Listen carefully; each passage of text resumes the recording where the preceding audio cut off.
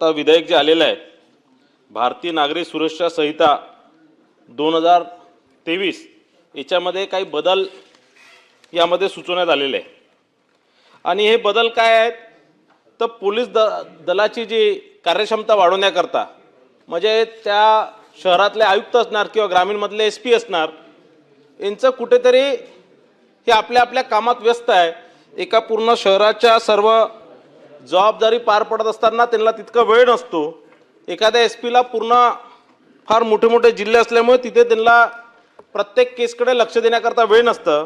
म्हणून एक SDPO किंवा ACP रँकच्या अधिकाऱ्याला ते अधिकार देण्याच्या संदर्भातला ही संहिता आहे आणि याच्यामध्ये हा बदल आहे। याच्यात अंमली पदार्थामध्ये जे सराईत गुन्हेगार आहे यांच्यावर तत्काळ कारवाई झाली पाहिजे किंवा कलम 129 NDPS ऍक्ट अंतर्गत गुन्हा करणाऱ्या सराईत व्यक्तींना जे ॲफिडेविट ते देतील किंवा बॉन्ड जे देतील ते स्वीकारण्याचा अधिकार या सगळ्या अधिकाऱ्यांना देण्यात आलेला आहे।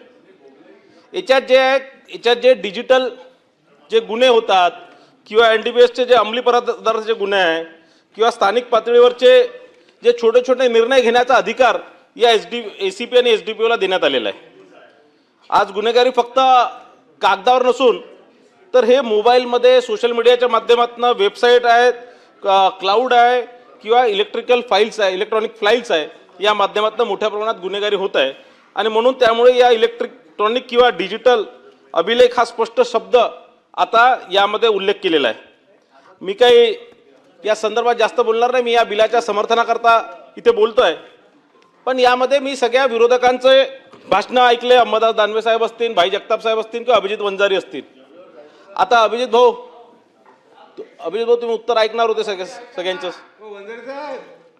आता मी दानवे साहेबांचा ज्यावेळेस मी भाषण ऐकलं याच्यावर त्यावेळेस असं वाटत होतं की सरकार प्रत्येक गोष्ट काही करते तर या लोकांना विरोधकांना अडचणीत आणण्याकरताच करते।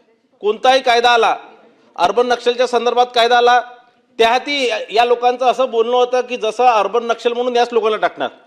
म्हणजे या राज्यात कायद्याचंच राज्य नाही आहे आणि नुसतं विरोधकांना अंदर टाकण्यासाठी विरोधकांवर दबाव आणण्यासाठी सगळे कायदे आणले जातात। आता निरंजन डावकरेंनी म्हटलं की चोरांच्या मनात चांदणं।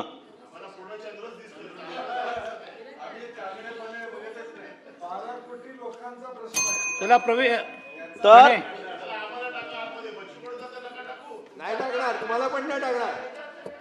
चला प्रणयजी, तर या माझ्याकडे बघून बोला। यांच्या सर्व भाषणांमधनं या प्रकारचा भास निर्माण करण्याचा प्रयत्न विरोधी पक्ष करतो। एक फेक नेरेटिव्ह सामान्य लोकांच्या मनात टाकण्याचा हे प्रयत्न करतात आहे की हे सरकारमध्ये ही जी सरकार आहे त्या कायद्याचा कुठेही वास नाही आहे। पण मी तुम्हाला इथे विरोधकां असणार किंवा सत्ता पक्षात सगळे आमदार असणार, हे विभाग माननीय मुख्यमंत्री देवेंद्र फडणवीस साहेबांच्या अखत्यारीत आहे आणि या महाराष्ट्राच्या 13 कोटी जनतेला संरक्षण देण्याचं काम त्यांनी आपल्या हाती घेतलेलं आहे। आणि म्हणून एकदम सक्षमरित्या लोकांचे संरक्षण करण्याचं काम ते करतात आहे आणि त्या 13 कोटी जनतेमध्ये तुम्ही सुद्धा येता आणि तुमचंही संरक्षण करण्याची जबाबदारी त्यांनी घेतलेली आहे। म्हणून तुम्ही चिंता करायची गरज नाही।